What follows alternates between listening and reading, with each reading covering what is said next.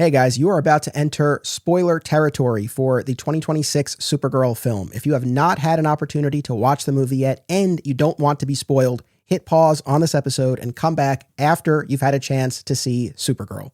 To all of our returning audience members, thank you so much. I truly appreciate you continuing to be part of this journey. And to anyone who is new to Digging for Kryptonite, welcome. Thank you for checking out the show. I hope you'll subscribe and also dig into our robust back catalog of episodes. Scroll through our past installments, pick your favorite topic, and start there. And I hope you'll join us each week moving forward as we continue to chart Superman's mythology across time and media. My guest for this episode is the ever-colorful Justin DeVoe, our main man himself. Justin is in PG-13 mode for this episode, so if you are listening in mixed company, you should be good. Although, as always, listener discretion is advised. Without further ado, here is our episode on the Supergirl movie.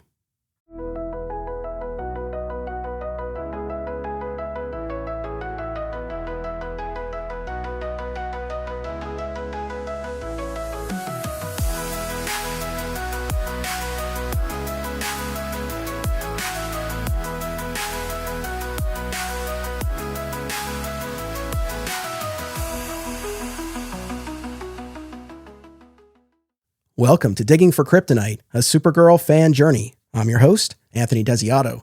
Joining me to discuss Supergirl, directed by Craig Gillespie and starring Millie Alcock, is real-life Lobo cosplayer and returning guest, Justin DeVoe. Welcome. What's up, man? Dude, it had to be me for this one.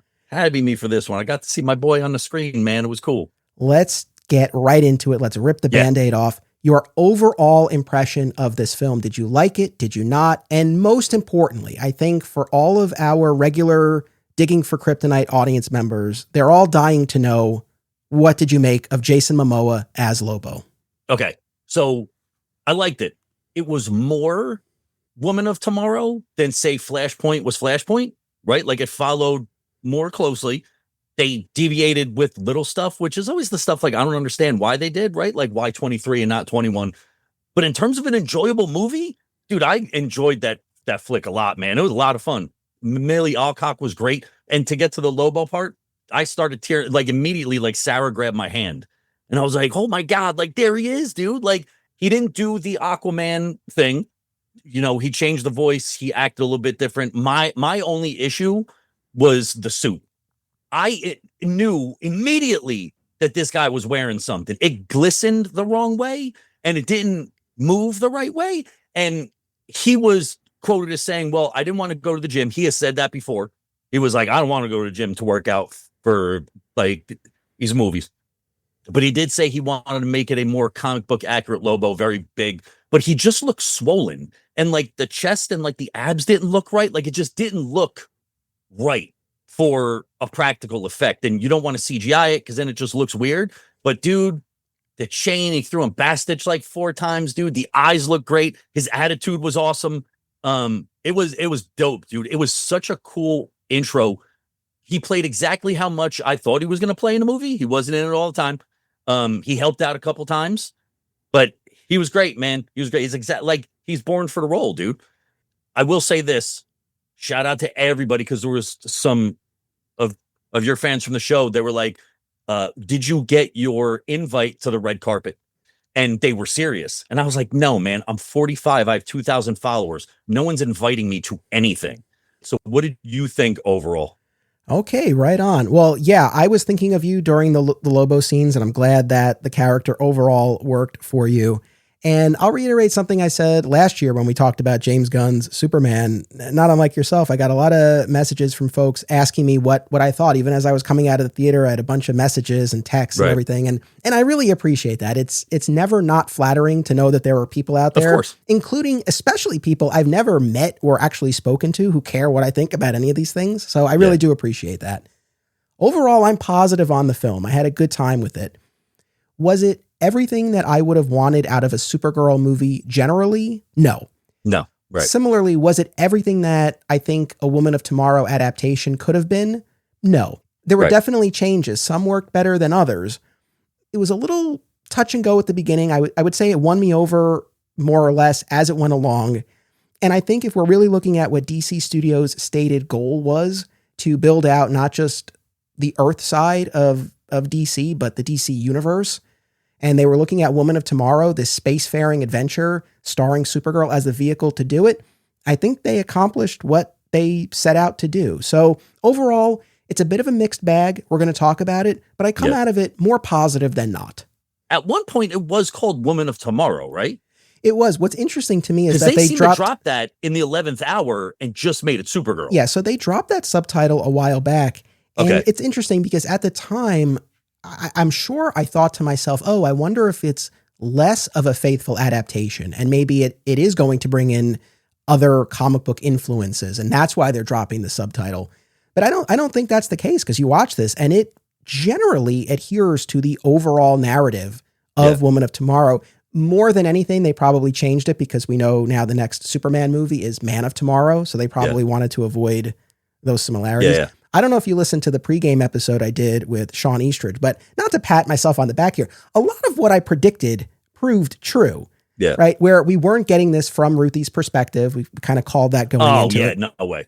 And as far as Lobo goes, he ended up fulfilling the comet function, essentially, in that climactic battle. Though, of course, Lobo didn't sacrifice himself the way that comet did in the comics. But as far as providing that last minute assistance, that's what we got. So there were a couple of instances where I feel like we were on the money. And kind of on that note, generally, this lived up to or aligned with the expectations that I had, given how much time I've spent with the Woman of Tomorrow comic. And also, of course, watching the trailers for this film. This generally was what I was expecting it to be. Yeah. And I don't know if that sounds like a backhanded compliment towards DC Studios. Like I expected so little, but it was basically what I thought it was going to be. So I didn't come out of there being like, oh, wow, that was totally off of what I was anticipating. I don't know. And I'm kind of like you. The beginning didn't really get me at first. It just seemed like it was a very slow starter. Like, I don't know. Like, I just didn't get into it at first. And then it did pick up pretty quickly. But man, getting through like that first half hour, I was like, this is kind of, but I don't want to say boring, but like, I like the way that Millie Alcock acted drunk. But like, there were certain parts I'm like, she wouldn't have a more emotion there. Like, I don't know. I don't know. Yeah, but it did kind of slow start for me, definitely. Yeah, and I'll also say, kind of filling in the gap between our pregame episode and now, I was worried is probably too strong a word, but I was getting a little concerned heading into the screening last night as of this recording, because we were starting to get more reactions online from people and a mix certainly, but there was enough negativity where I was starting to get a little concerned. And even just at the theater, there was not the same level of attendance and energy. There wasn't. That there was last year for Man of Tomorrow. Seats.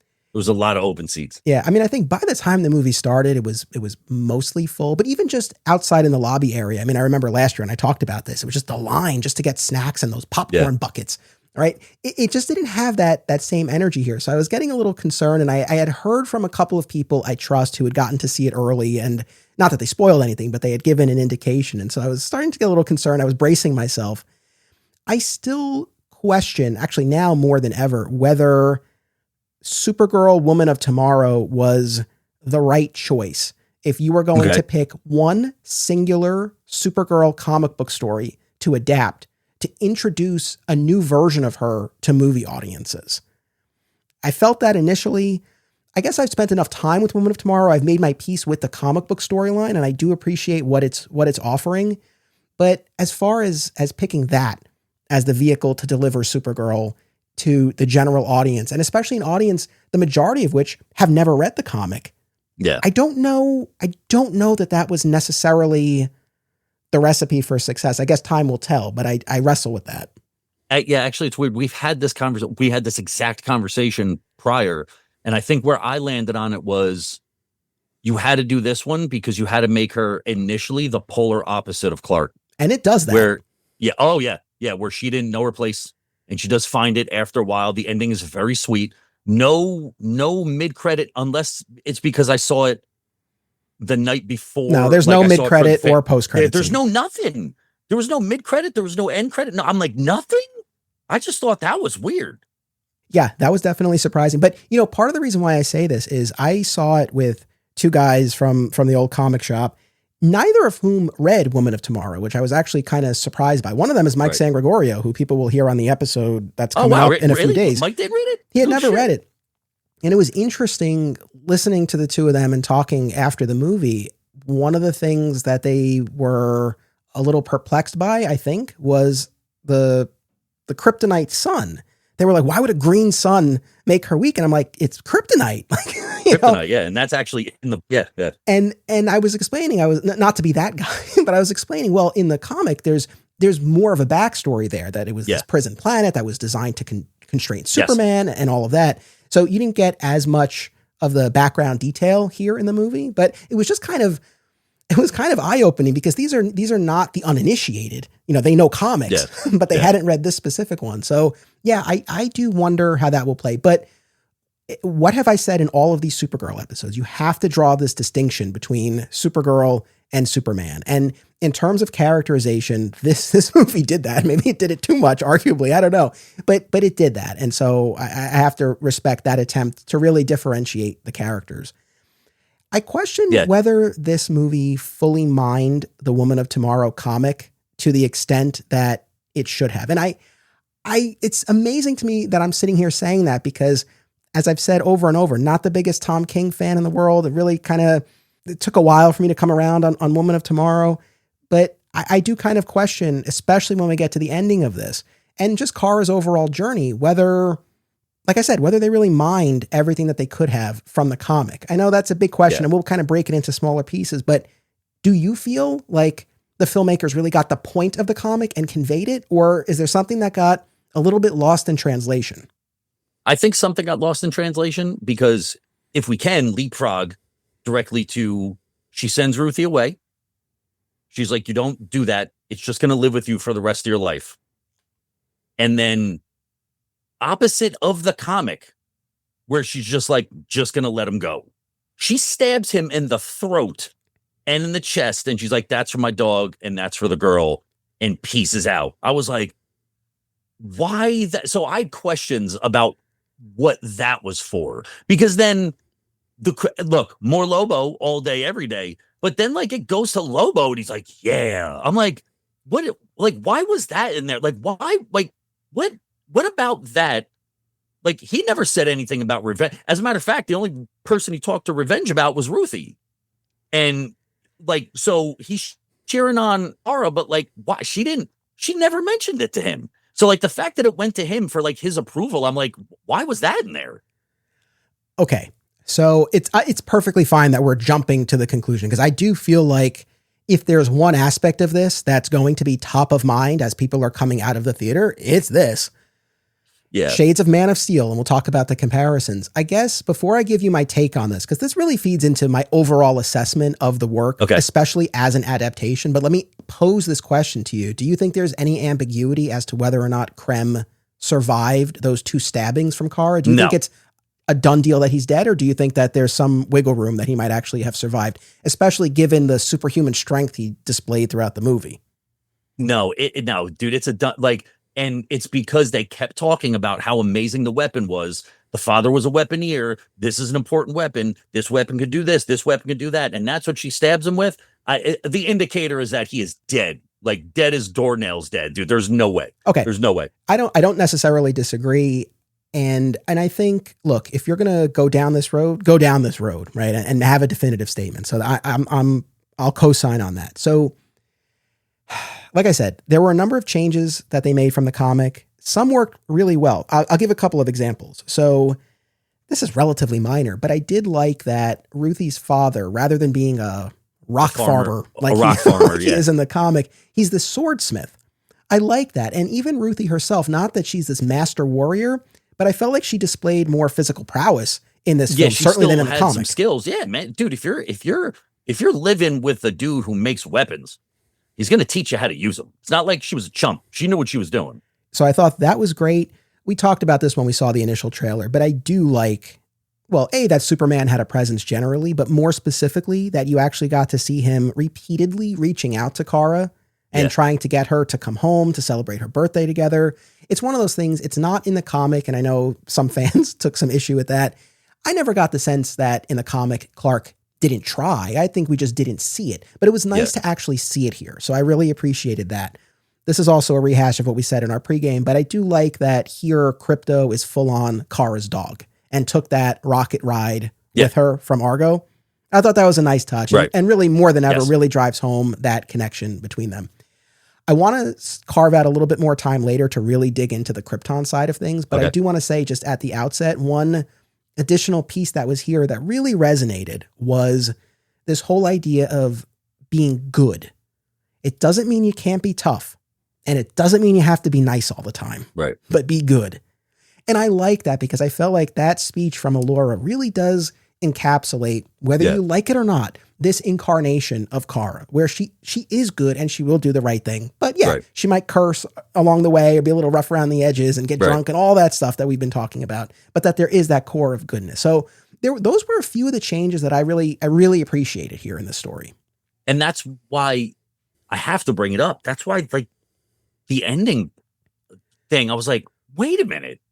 The whole time it was like, we don't do this. We're heroes who don't do this. Even when she wasn't acting like a hero, she's like, we don't do this. And I understand you hate this guy. Like, I get it. But that just seemed like like an unnecessary twist to be like, oh my God, she's going to kill it. Like, no, like shit. Like, why that twist at all? Okay. So this was kind of my biggest issue, I suppose, with the movie is that when we talked about the comic, what ultimately won the day for me, I think, were all of those acts of empathy, kindness, and compassion that Kara performed over the course of the story. And Ruthie cites them all. We get this great montage in that final issue. Yeah. Kara teaching Ruthie how to wash her hands, digging the graves for that gravedigger on that planet. Those acts, I could not believe that they didn't have the hand washing scene. We actually talked about that prior, where it's like, dude, they're going to do the hand washing. So like, how do you not have it? Like, that shows the kindness and compassion, and the alternate was putting her in a spacesuit and telling her it was going to be okay. Like that. Yeah. So wait, so to go back to what you said about like, did it have the same message? No, I think the message in this one was she was finding herself. She's okay not being like her cousin, which is fine. I think that was where they were going to go with it, but like not being like my cousin, and I'm going to kill a dude at the end after saying we don't do that the whole time. I don't know. That part just seemed like, so yeah, I don't think she found herself in the way that we were wanting her to. It's like, oh no, she's going to kill somebody when it comes down to it. I don't think I wanted to leave with that. Look, I wanted the dude to die too, but I'm not Superman or Supergirl. So here's the thing. The reason I bring up those acts of compassion is because it fed into that ending. What I thought was powerful about the comic book ending is that you get to the point where Kara returns to the beach where Ruthie and Krem are after this battle she's had on the spaceship, which resulted in Comet sacrificing himself. Yeah. And Kara comes back, and she's the one who's prepared to kill Krem. Mm-hmm. And it's Ruthie who steps up and essentially returns the lesson to Kara that Kara had been imparting throughout the story through these acts of empathy and compassion. And so I thought that was a really nice poetic moment there of, again, Ruthie returning that favor. And so here you don't necessarily have those acts throughout the movie. And then, we have a major deviation at the end here where Kara talks Ruthie out of committing this act because she'll carry it with her forever. And the true revenge is a life well lived. But then, like we're saying, stabs Krem twice. Once for shooting Crypto, and the second time for everything she's done to this poor girl, everything Krem has done to this poor girl, Ruthie.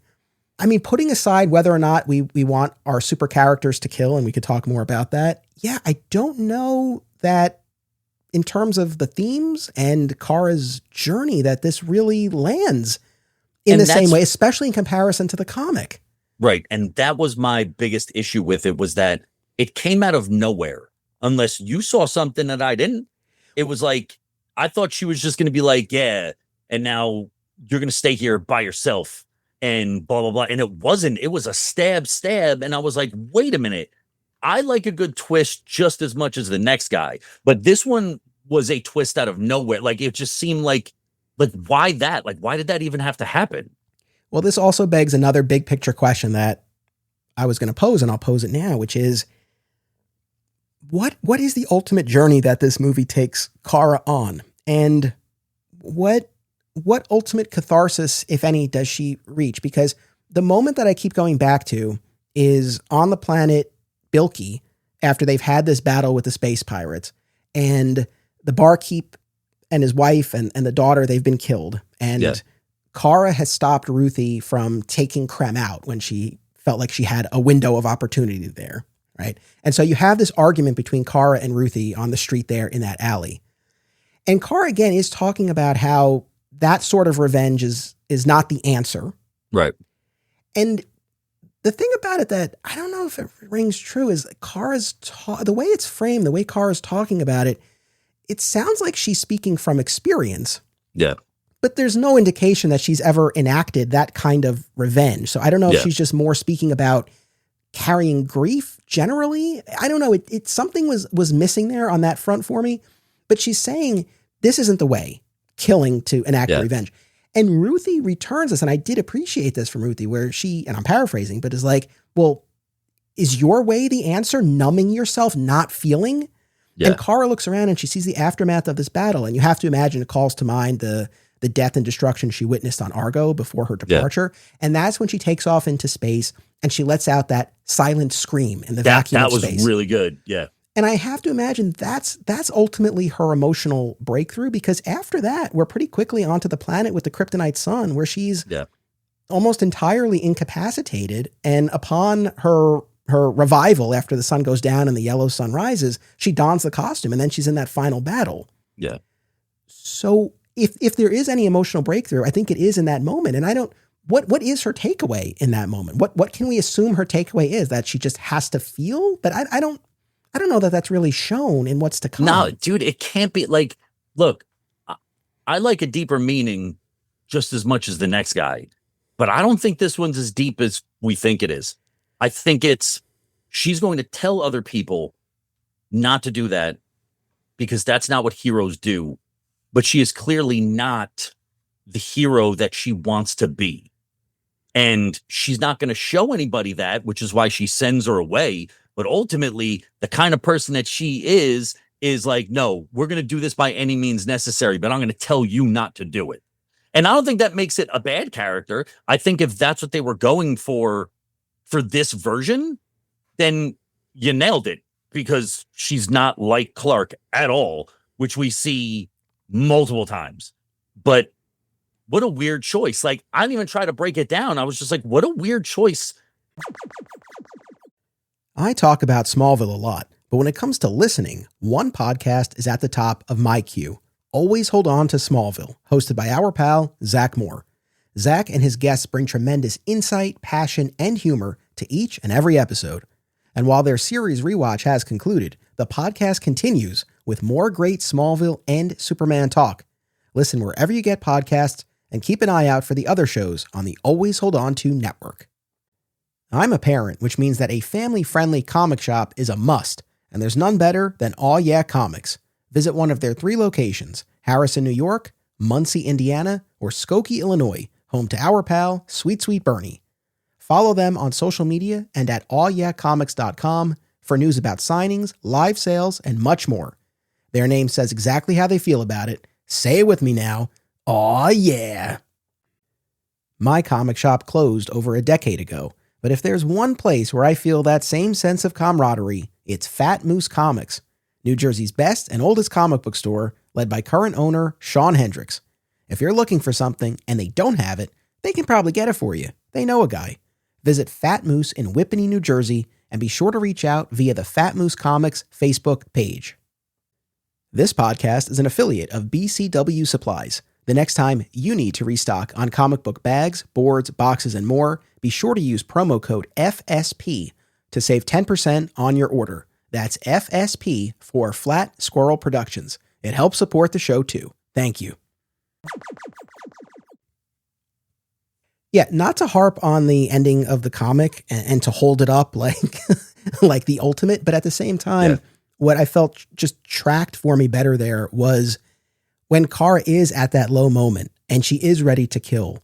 She has this line about how she can't really tell Ruthie to let it go because she's never been able to let Krypton go. Right. And so I feel like framing it more in those terms, maybe as far as letting go, I feel like that just tracked better for me. And then, like I said previously, having Ruthie return that lesson, it all just connected a bit better here. Whereas in this film, yeah, I think Kara does have some breakthrough, and maybe it is more about simply not numbing herself. And yes, it's clear that she still doesn't want Ruthie to go down the road of killing for revenge. Killer, yeah. But for Kara herself, clearly that's not a roadblock. But at the same time, I don't know that Kara's hang up for herself personally wasn't to kill or not to kill. It was more, I guess, to feel or not to feel. So, but like the not taking revenge thing was prevalent the whole time, unless she meant for her. But it's not even like we saw her do something messed up and she had to learn that lesson and be like, no, trust me, I know. The only thing, the equivalent was that, the thing that happened in Krypton, but she didn't cause that. She just left it. So that's why I'm saying it's not like she killed somebody and then was like, don't do it. It's going to live with you for the rest of your life, because that never happened to her. So what lesson is she, is she just teaching a hero lesson? Because that's what, Clark has said to her, I'm sure 1,000 times before. But again, if that's the case and you don't do that, what are we going to see from her in the future? Because now you can't do that and then not do something with it later. Letting him go and then going to Earth and being like, yep, I'm home now. That makes more sense. But doing that, now having her go back, now you have to play into that in the future, I think. Like you have to now have her be Supergirl, but vicious enough to do whatever it is by any means necessary. Or else why have that ending? Well, hand in hand with this discussion of Kara's actions at the very end, I could not believe that the filmmakers and the studio went down this road after the reaction to Clark killing Zod at the end of Man of Steel. Regardless of whether you feel it works or doesn't work in the story, regardless of whether you think Kara was justified or not, I'm talking about from a business standpoint, just from the strategy of building out your universe, given all of the blowback to that moment. And we've talked about that and I've defended it, and that's really not what this is about. But I was just shocked after everything we've been through that this was the choice they made. Yeah. And I also want to say something else. I'm going to get a little fired up here. I not that I want people to be upset at this ending. I don't necessarily. At the same time, for anyone who was up in arms over Clark's actions at the end of Man of Steel, you damn well better be even more enraged at the end of this. Because that movie was an in the heat of the moment killing in defense of that family. This was a far more cold-blooded execution of someone who was already subdued. And for the record, personally, I'm all right with Kara's actions at the end of this. And I can't sit here and be like, oh, he deserved better. This guy was a monster. I'm just saying, for anyone who was so upset about that prior film, if you're not feeling similarly here, I don't know. I would love to know why. Because I think your average super watcher is like, well, no, Superman shouldn't do that. I think that's going to be the thing. But I also saw a bunch of people's reactions of just horrible dude bros. You need this movie. We don't need Supergirl. She should be a side character. But it's that contingent of people. Like, so people are going to hate this movie no matter what, because your protagonist is a female. You're like, that's just what you're going to get. I think that I like both endings because, like I said, I wanted her to kill him. I did. As soon as she sent Ruthie away, I was like, oh, man, like, what if she actually does it? Was I shocked when she did it? I was like, yeah. But I wanted her to kill him, especially because he played so much into I take girls as slaves, and they are only there to build this male society of maniacs. So it's not even like, oh, he's kind of a royal and he runs with brigands. It wasn't that this time. It was like, no, he's a sex slaver, dude. So it was like they ramped that up to the point where it's like, no, he has to die. And I think that you make that in today's political climate, and everyone wants him to die. Yeah, it's interesting because in our pregame, and even when we were looking at the trailers, I was curious how far they were going to take it with Krem and the Brigands. If they were Yeah. going to lean into the fact that they were committing genocide on planet after planet. And I suspected that the movie would pull its punch on that front. And they did, as far as genocide goes, but they did replace it with this idea of sex trafficking, which is inherently dark in its own way. I'd much rather have action genocide that you kind of see as they skip from planet to planet than some of the images that I saw in this movie. Because when you blow up a planet, a la like the Death Star, firing on all these planets, you're like, oh, it's okay. It's a movie. There's something that is inherently more evil where they're not going from planet to planet and killing people. They're going from planet to planet and stealing preteens. Like, that's worse to me. Like, I'd much rather watch a CGI planet blowing up, especially when they went to that town and all the girls, and like, I guess Lobo was the one who was cutting the chain so like all the girls can get out. And I was like, okay, I don't know why he's doing that, especially because he's only there to get one dude, but okay. I mean, I'll let him do that. But I'd much rather see planet genocide than some of the stuff that I saw in this.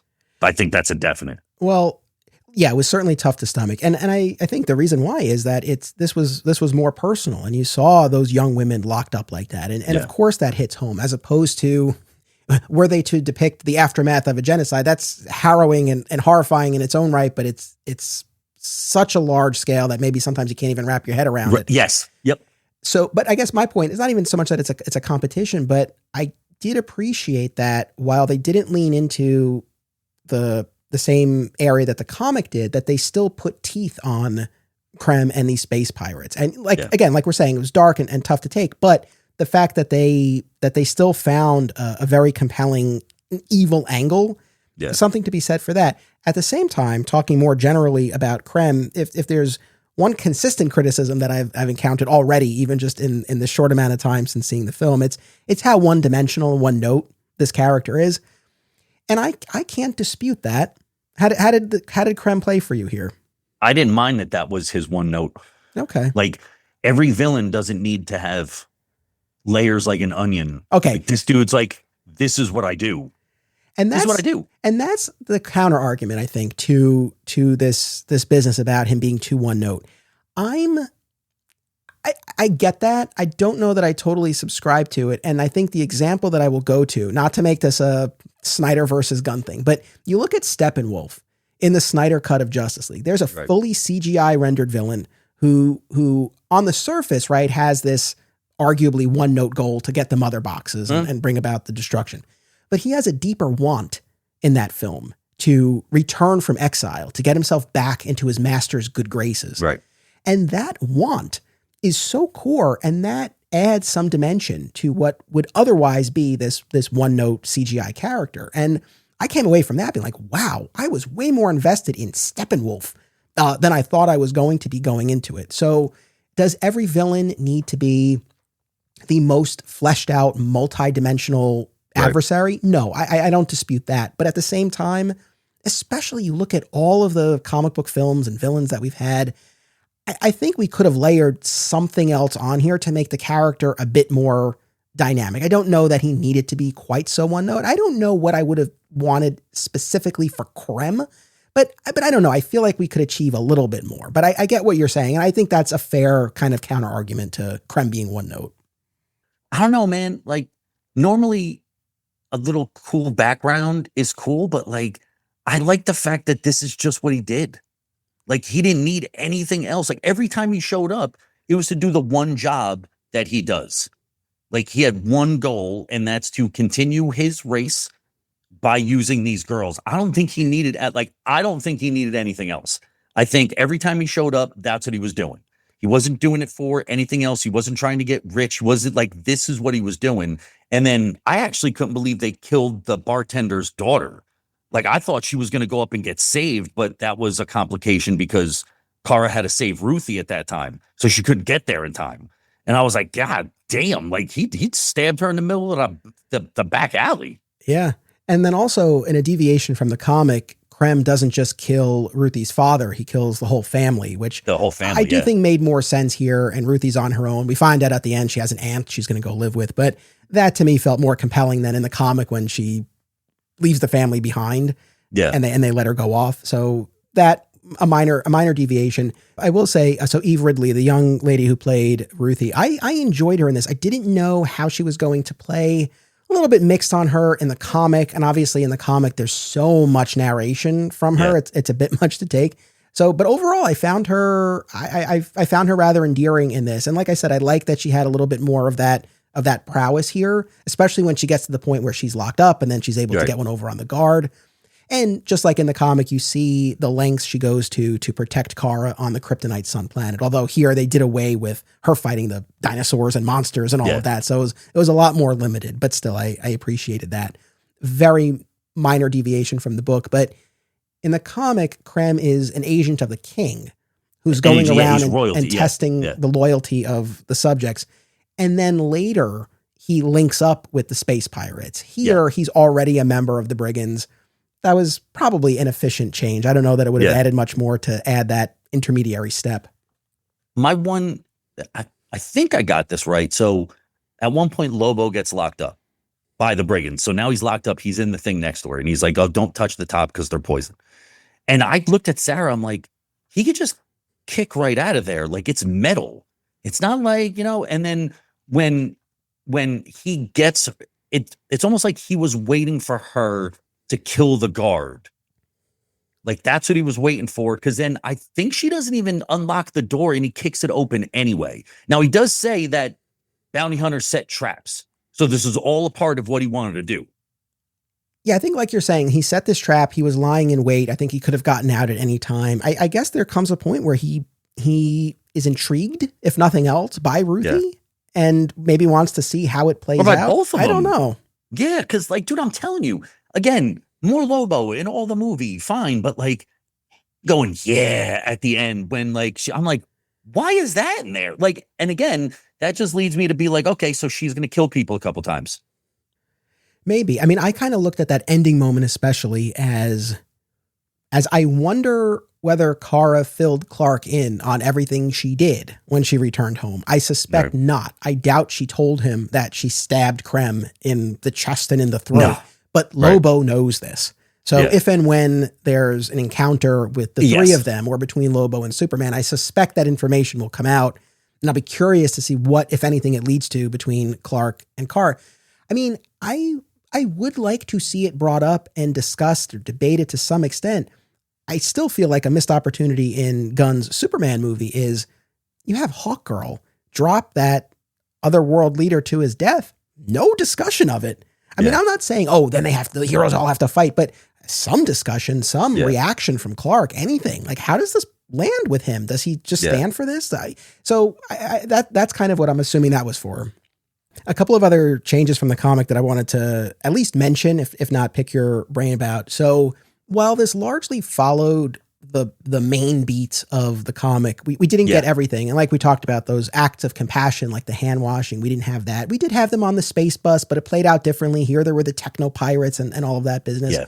We didn't get the planet with the racism, with the segregation between the blues and the purples. I'm not shocked. I've been on record as saying this from a while. I felt like if there was something that would kind of come out, it would have been too much for it. That was it. So we didn't have that here. In this instance, and this too, I'm not surprised, but here Crypto really was in danger. Crypto really did only have 3 days to live. So they put a clock on it, a much shorter clock, because that comic book story, months are passing. Here it's 3 days. But at the end of the comic, you find out, Kara says, no, Crypto's fine. He was always fine. I just said this because I knew you weren't going to let this go if I just told you. I had to show you. So look, there was a higher lesson that Kara was trying to impart that then she needed to learn herself by the end, and Ruthie returned that. Yes. You don't have any of that here. No. And does it lose something for you in that respect? Because it does for me. No, because I think that justifies what she did at the end. Okay. Because if he really didn't put her in danger. Well, sure. Okay. So it's just like, I think you do that and then you have to stick to it, or else that last part, like, oh, you fake hurt my dog. Like, it doesn't really have the same ring. You know what I'm saying? It doesn't really have the same ring to it. Yeah, I mean, here it really is. Like, Crypto almost dies because Dying, of Krem, and Kara puts a permanent end to him because of it. And of course, for killing Ruthie's family. So yeah, I mean, that's ultimately how it plays here. Can we discuss how both Supergirls that we've seen, or two of the three Supergirls that we've seen on the big screen, have had a fight in a whirlwind of sand? Yeah. Both of them have had a whirlwind fight sand movie. But you know what? Only one of them had a cover of Jimmy Eat World's The Middle. I was not expecting that needle drop, and it worked for me, though. Listen, I looked at her. I was like, I was a little taken aback, by that. It's not a gun move. It's not like he did anything with it, but they loved their orange headphones and their odd musical choices. There were a couple of great comic book nods. The first planet that they go to is Planet Holzer, a lovely nod to Supergirl editor Brittany Holzer. Yeah, so that was cool. And then Bilquis. Yeah. So I mean, I think I had been saying Bilquis. I think so was I. I think Bilquis is more accurate, but then they say Bilky in this. So I'm really not entirely sure how to say the first name of the artist whose last name is Evely and who is the artist on Woman of Tomorrow. But what a great way to put it. I think either Bilquis or Bilky, but that's what they say here. It was a nice nod, I thought, on that front. So that was really cool. I do like the fact that you knew the Green Planet was for people like us, because every time they went to a new planet, they put solar situation red, solar situation yellow, and then it's like solar situation green and yellow. I was like, oh, okay, so that's why that was there. Like, obviously the lead up was she can't have her powers in some places, and in this one is just poison, which we see from Argo. So that's a nice setup. Yeah, for sure. There's one element that is utterly lacking in this movie, but by design, clearly there is no romance, sexuality of any sort. Nope. Was that something that you missed in any way, or do you think it just would have been out of place here? I think when you're trying to jam this much in, like the racism planet and stuff, I think you got your one note, and that's the note that you're going to stay with. I don't think it needed anything else. Step into the refraction with Drunken Avenger #1, The Volunteer, an indie comic by Rick Reason that turns the tropes upside down. 4 men died in 9 seconds. John Stevens survived, but survival has a price. Now, the government calls him a variable. The media calls him the Drunken Avenger. And the city of Meridian is caught in the crossfire between civil liberty and national security. Follow @Drunken Avenger on social media for project updates and previews. Ever wonder what would happen if a person who knew barely anything about comics decided to absorb hundreds of Superman stories from all eras and media? That's exactly what Robbo is doing on This Podcast Will Never Die, which starts with all the ways the Man of Steel stood out on the newsstands in 1938. Listen and subscribe to This Podcast Will Never Die, and you'll never look at Superman's trunks the same way again. We love digging into epic comic book runs, but what about the art of the single issue? Single Bound is a podcast series hosted by married couple Amy and Logan as they review single issues of comics, many of them starring the Man of Steel, Logan's favorite character. Listen and subscribe on Spotify and YouTube, and follow the show on Instagram @SingleBoundPodcast. Okay, fair enough. And then just credits-wise, like we said, this is not a James Gunn movie, and all of us are talking because it's Gunn's DCU, and he's the architect, and he's handpicking everybody who's making these films. But right, Craig Gillespie as the director, and the screenwriter, Anna Nagata, if I'm saying that correctly, this is her first screenwriting credit, her first produced screenplay. Yeah. And my understanding is she had a deal with Warner Brothers, and she was previously attached to an earlier iteration of a Supergirl movie that would have been part of the DCEU, presumably the Sasha Calle version of the character. And then she stuck around and was handed the task of writing this.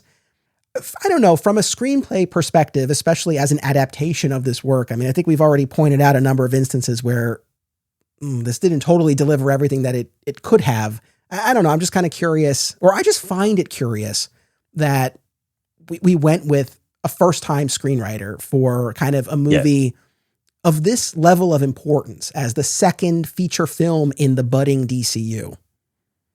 I don't know, man. Like she didn't do a bad job. Like I think that it rolled nicely again, but it's kind of like what we talked about before. If you're going to do that, don't make it anything like Woman of Tomorrow. Just tell a new story. With the amount of stuff that you're going to take out, right? Because it's thick, and like we said, it's a lot of narration. If you're going to deviate, just let her go crazy. Like you don't have to do Woman of anything. You could just do something that you want to do, and then create it that way. I just don't think it needed any adaptation because there's not enough in it to, like, given there's more in this than there was in Flashpoint. But I don't know, man. I don't think you needed an adaptation at all at this point. Well, that's what I continue to be so struck by is that DC and Marvel, you look at all of these movies, the live action movies, animation, obviously its own category, all of these live action movies, and they all in some way, shape, or form borrow elements from the comics. And usually there's a mix of influences, and you can point to specific stories and imagery and things like that. But it's exceedingly rare where you get just a full-on straight adaptation. And I guess where I am after spending months mining Supergirl's history across time and media and really coming to appreciate all the different ways she's been interpreted and all of the deep lore surrounding the character and the different supporting cast members. I appreciate the versatility of the character, like I've been saying, and I guess Woman of Tomorrow is an example of another way to spin her. But at the same time, I can't help but sit here and say, oh man, you think of all of the trappings of a Supergirl story that we could have had if this had been more of a blend of influences. But they made this very specific choice, and it's an outlier of a choice when you look at all these other movies to really just drill down on this one. And I do remain really curious. Like as of this recording, my wife and I are going to see it tomorrow, and I'm really curious. She's not read Woman of Tomorrow. She's seen the Melissa Benoist TV series. Like I wonder how this is going to land. Actually, how did it play for your wife? Because you guys saw it together. She loved it. She thought it was great. All right. And then Saturday, we're going to go see it with two people who have not read the story either. So I'm interested to see what their reaction is. But like you said, for a Wednesday showing, a lot of empty seats. Do you think the movie would have did better if they were like growing up Midvale, trying to keep something a little bit more like a more terrestrial setting? Maybe. I think there's a more balanced version of this movie that still could have incorporated a lot of these elements from Woman of Tomorrow, but that also maybe could have been more firmly tied to the super lore generally, both Superman and Supergirl. I think there's probably a little bit of a balance. I mean, would I necessarily want a rehash of the Melissa Benoist TV series? No, but there's probably some middle ground between that and Woman of Tomorrow. Yeah. And I don't know whether or not that would have played better. As far as the theater experience itself, well, like I said, I think by the time the movie started, I don't know that there were a ton of empty seats left, but it definitely wasn't packed wall to wall like it was last year. Yeah. I'll say the audience was quite subdued. There were not a lot of audible reactions. Nope. The loudest reaction came from Mike sitting next to me, San Gregorio, who I don't think he was the biggest fan of the movie. He'll speak for himself when he comes on the show next time. I know he was checking the time on his phone repeatedly throughout the movie. Wow. So I don't know that it was really playing for him, but every line out of Jason Momoa's mouth, bellowing laugh from Mike. That character played for him. Oh, dude, I did too. And it's not just because I'm a fan. He had some really good one-liners, man. Like he really did. And how he was introduced, because even Sarah said it, she goes, yo, they did him justice. The way he was introduced, like Kara's like, don't look at him. He's basically immortal. He killed all, like they gave him the flowers that were necessary. And the only thing that I thought was weird about that was it seemed like she was very afraid. She was very afraid. She was putting her head down and everything. And then in the next scene, she's not afraid anymore. And it's just like, that didn't really make a ton of sense to me. Yeah, and that whole ditzy act that she puts on, right, to try to diffuse the situation. But then, it doesn't have any qualms later on. So I don't know. But I guess later on, it really was in the heat of that battle. Although nothing seemed to really put her on edge or make her afraid throughout the movie. So I wouldn't That's what expect I meant. Lobo to. Yeah. By her not reacting to things that I would like, even when her dad put her in the thing, there was like 2 tears, but like there was no, dude, the most emotion we saw is when she flies up and screams in the dead of silence, which was an amazing visual. Like that was one of my favorite parts of the flick. That was really good. That was really good. And just overall, I loved how badass she was. Very. And didn't back down. And we had already gotten a glimpse of this from the trailer, but when she's in the bar and they're all surrounding her and she's like, this isn't going to end well for you. It's a very Bane line. It's taken right from Christian Bale, where Bane's like, it'll be very painful. And he's like, you're a big guy. He's like, for you, it was the same exact thing. Yeah, but it's like whether she's on a yellow sun planet with her powers or she's on a red sun planet, like Planet Holzer at the beginning, and she's going after that alien to get Ruthie's sword back. I appreciated how kick-ass she was. That was really cool to see. So I loved that toughness. I was... well, not surprised because we saw him in all of the previews, but I was pleased with how much Superman was represented in this. The video messages and the flashback and the scene at the end. So there was a fair amount of him. On that note, I had to talk about the Krypton piece here. Yes. Because that was probably, that I would say was a highlight, that sequence in the film. Yes. And I found that overall to be emotionally resonant. What's funny though is in our pregame episode, Sean and I were talking about this, and my question was, do we think they're going to sprinkle in the flashbacks a la Man of Steel or Batman Begins, or is it going to play like it does in the comic when Supergirl is trying to escape the orb and she's riding Comet, and then you get the whole history recounted? And Sean assumed that they were going to sprinkle them in because he was like, well, if you kind of have one extended sequence in the middle of the movie, it could be a pace killer. And the Supergirl filmmakers were like, hold my beer. We're just going to stop the action and we're going to give you this. And she keeps waking up from what seems like nightmares too. I did like that, where like every time these things happen, she gets jostled up. So obviously, and they bottled Argo. Like, dude, I was like, is Brainiac going to show up? No, that's the dome, man. We've been talking about this a lot. That's classic. And even modern depictions of the Supergirl origin story is the dome over Argo. So that was true to the comics. I will say, going back to the placement of the flashbacks, I personally would not have minded if they had been sort of woven throughout the film. And there were numerous points, like on the space bus, when Kara is trying to get the full spacesuit on so she can go fly to the yellow sun, and the techno pirates hit the button and shoot her out before she has it on. And she's basically in the process of freezing to death before the sun freezing. Yep. I felt like that would have been a key point to sort of insert one of those. But instead, they had them all together for the most part. And that in and of itself, I don't mind. I still think the comic played it better because you had the action. You were intercutting between the flashbacks and the action of Kara escaping that orb. Whereas here it was just full on. They were at the bartender's house waiting in a room before they're ultimately betrayed. And we get this history lesson. As soon as they went to that house, I'm like, don't drink whatever they give you. Like, I said it out loud. Yeah. I was like, don't drink whatever they're going to give you. Like you're going to be poisoned. Like, I just knew it was going to happen. Yeah. But overall, the fact that they consolidated all the flashbacks into that one sequence, it's fine. Because I did like the sequence quite a lot. I was surprised that they deviated from the modern incarnation of Kara's origin. Or in these modern stories, she's born on Krypton, and then she and her family and the citizens of Argo escape on the floating city. And then there's the kryptonite poisoning, and then the ultimate destruction of the floating city. And that's when she makes her way to Earth.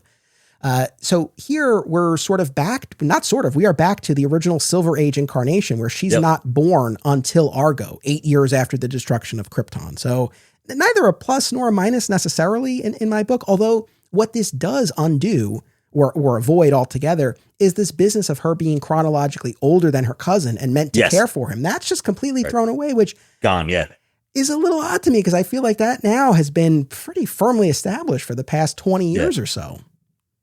I didn't realize this until one certain scene. That's David Krumholtz, dude. That's the guy from the Santa Claus. Yeah, he's Zor-El here. Oh my God. That's like, I've seen him years ago in films. I haven't seen him in anything recently, but as soon as I saw him, I'm like, is that the guy from the kid from the Santa Claus? And it was. He did a great job, man. Yeah, the business with Zor-El and Allura I thought played really well here. We got about as much Krypton as I was expecting, maybe Yeah. slightly more, but I was wrong about one key point here. I really did not think they were going to delve into the Kal-El meant to be a conqueror business, but son of a gun, you hear they did. In? When Zor-El and Allura see Kal-El's rocket departing Krypton, Lara has this quick line about that sweet baby your brother has declared a conqueror. Conqueror, yep. And then later, and we hear this a couple of times, Zor-El's message to Kara about when she gets to Earth, how she needs to use her powers to protect the helpless. Yeah. So you really see now there is an ideological divide between the L brothers. Yep. Which was, I really thought they were going to punt this to a future story, but they confirmed what Gunn has been consistent about. So credit where credit's due. Yeah. But that was wild to me. The other thing about this is I appreciate their commitment to having the characters speak in the Kryptonian language. Yeah.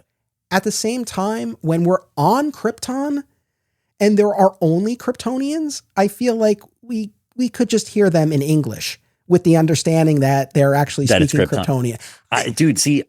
I'm the opposite. I love when people create languages for stuff. Like, I just think it's really cool. Or when she lands and he's like, oh, you don't know what I'm talking about. Like, you have no idea what I'm saying.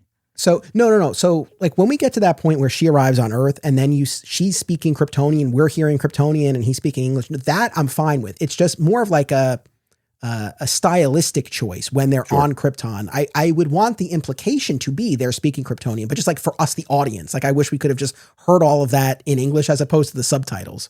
Now, the other huge question I had coming into this was, what's Clark going to do with her? Bring her to the orphanage? Bring her to the Kents? Leave her at the fortress? And I don't know. I mean, I don't know how old she's meant to be when she arrives. Late teens, I want to say. Yeah, probably. Yeah.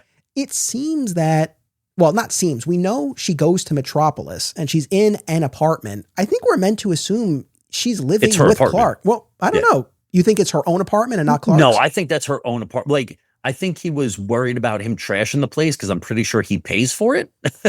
She ain't paying for it, but I'm pretty sure that's just her apartment. Okay. But yeah, either way. So it's like she goes to Metropolis and she's set up with an apartment. So we avoided all the orphanage business, which is what I expected. Yeah. But I'm glad because I would have been annoyed if we just skipped over that entirely. Cause it's like, well, yeah, what is her life on Earth like? And that is one area. Look, this was a relatively short movie. Not that every comic book movie needs to be 2.5, 3 hours. I'm not saying that, but this wasn't even 2 hours. And one of the things that I would have loved to have seen more of is her acclimating or trying to acclimate to Earth. We get that one scene of her in the apartment, overwhelmed by everything she's hearing. She puts on the music, Crypto's trashing the place. Fine. I wish we could have seen a bit more of what that life was like. And then the only other thing that we know is she only gets a headline for saving cats. All right. That's it. So presumably her entire time there is spent trying to acclimate herself to Earth and doing minor stuff. Or the only thing is they cover are pretty minor. But, kind of bringing this full circle, the business about her actions in the end and then her return and her reunion with Clark. And yes, she certainly seems to be in a better place. She has accepted this costume and this symbol and is no longer just out there numbing herself. She says that she's home. She's planning to stick around. Yep. So I think she's had a breakthrough on that front. I guess not that I'm a fan of telling over showing, but at the same time, whether we're shown or we're told, I wouldn't have minded having a clearer sense. Although arguably maybe we do have enough of a sense, particularly with respect to her killing of Krem. It's like, is this just her specific brand of heroism? And she would tell Clark and defend it to Clark or not? I mean, I don't know. That's definitely something that I would like to see explored in some way. If you're going to take that step, well then, okay, what's the upshot of that? Based on the conversation that they have had in now 2 movies, I think if he was like, so what'd you do with Krem? She'd be like, trust me, you don't want to know. And then start talking about something else. And he would just know that that's what it was. But he knows that she's not going to change her mind about anything. I'm pretty sure that's the relationship that they have. I suppose. Because yeah, I mean, I had that same thought with Hawkgirl's actions and Yeah. and even just like Guy Gardner's role on that team. I mean, I'm sure this guy's breaking rules that Superman wouldn't necessarily yeah. condone, but at the same time, is it?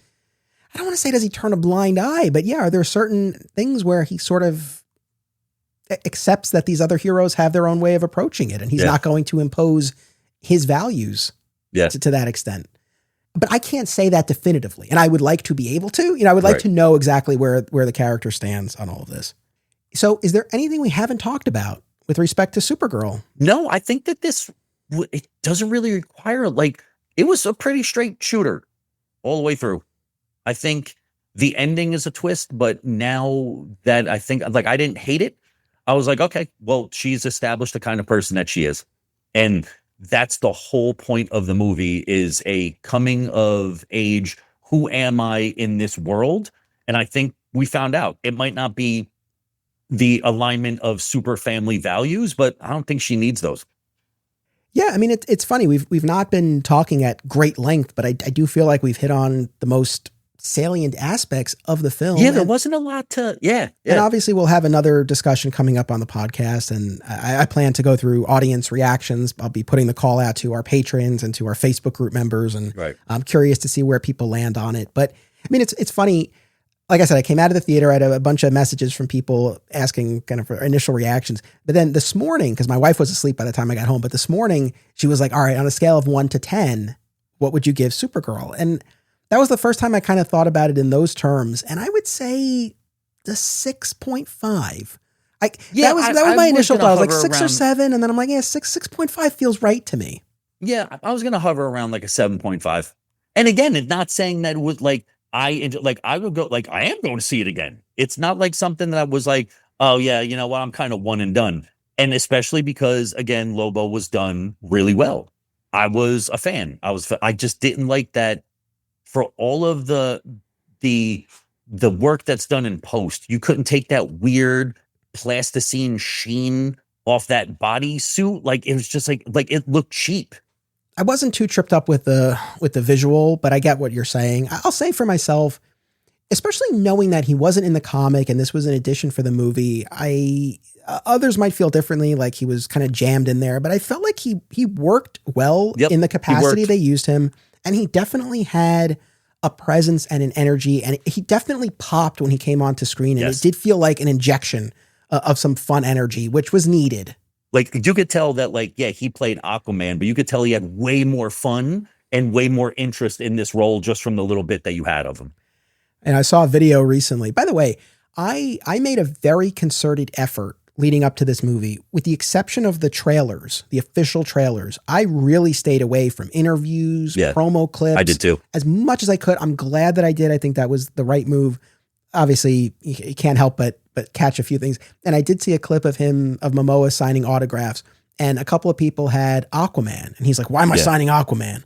Yeah. And I'm like, listen, I understand you're excited about your current role, and I'm excited you want to focus on that and look to the future. Totally appreciate that. At the same time, you played Aquaman for a long time. You played Aquaman. Let's not forget where the superhero journey started for you. So I that wasn't my favorite thing, but I appreciate his enthusiasm. And he definitely was a lot of fun and popped. And I'm glad that overall he worked for you. And like, you got to see your favorite character on the big screen, man. Like, that's cool.